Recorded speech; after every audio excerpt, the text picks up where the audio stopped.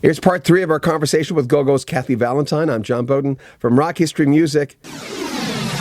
One of the best books I ever read in rock and roll. Her life before the Go-Go's was amazing. You wouldn't believe the adventures this girl had.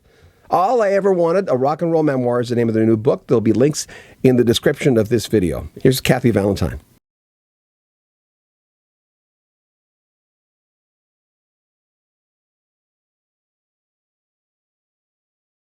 Pull rabbits out of hats for me. When you said, you talked about Bolan and David Bowie, where you said, the people who were listening and loving those guys would have, given them a hard time growing up. That's a perspective I've never heard before. I got an aha moment going, oh my God, of course.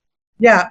Yeah. I mean, it's like, and I think David Bowie and T-Rex, and a lot of rock stars, I think that did that for a lot of people my age, where you didn't feel like you fit in. Maybe you just weren't that kind of person where everything is perfect in their life, and sorry, they're all like, it's like those rock stars showed me that there was a world out there, that there was success, and not only success, but like adulation and creativity and people looking up to you because you're weird, and that can be a lot for a misfit, that's feeling so out of place.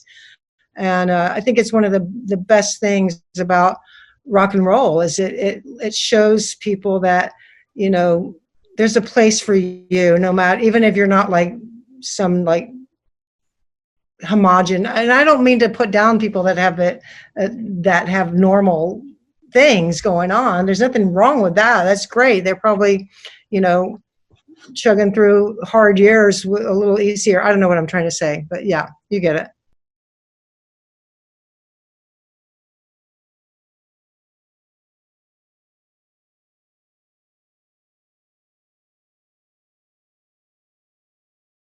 But when I'm reading that, and I read that part about your dad, like, I felt it.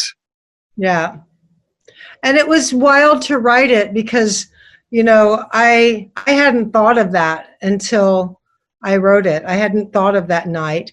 And I tried to when I was writing, a lot of people are curious about how you even write a book like this. And for me, there were times where I would write something because I remembered it, and I would go back and read it the next day, and I'd go, this is good. These are good 3 pages. It's solid. It's, it's truthful. It's telling it like it is, but something's missing. It's not memoir. I'm not like putting my heart on the page. I'm not really saying, what did it feel like? And then it's like, oh, I'll tell you what it felt like. Just imagine feeling for the first time what it's like to have your dad be proud of you and be in your 20s and not only feeling that for the first time, but realizing that you hadn't gotten that ever, and that was the thing and that would have been maybe an example of what was missing. So yeah, writing memoir, it's not about, for me, it wasn't just about writing a good sentence or having it be structured well. It was about like, what did it feel like? How can I get that how can I put that in a sentence? What it felt like, because that's what I wanted. That's what I wanted people to cry. I didn't expect it, but it's sad. It's poignant. But the fact I'm reading about all this stuff, I mean, hey, you look great. You're still doing it. You've done this body of work which just knocked my socks off. When you look back, I mean, you're truly in every sense of the word a true survivor, because how do you look back at it all? That's a good question. I mean, to be honest, I feel really grateful and blessed because between my sobriety and the experience, I feel like I have a bit of a legacy. It's not just mine alone, but it's something I was a big part of.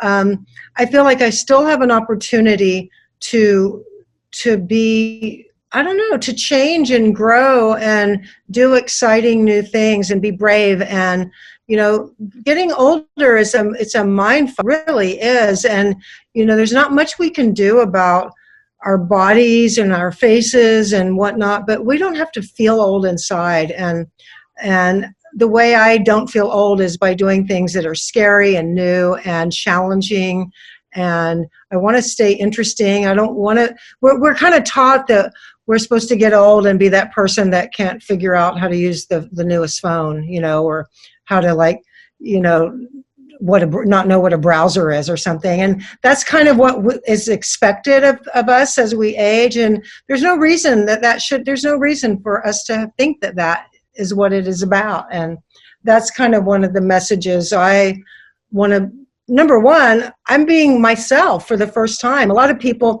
I'm entering my 60s, instead of being like the cool chick in the cool band, I'm being Kathy Valentine for the first time, and it's really exciting and cool. And writing the book kind of brought me, it's kind of ironic because the book is about all I ever wanted was to be a part of a band and make it and this and that.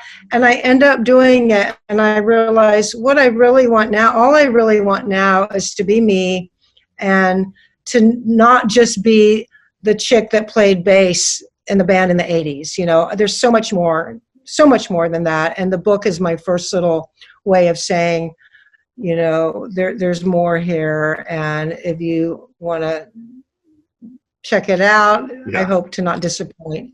Make sure you comment on our videos, subscribe to our channel, and share our videos. And buy a t-shirt, help support our channel. Link in the description of this video. I'm John Beaudin from Rock History Music.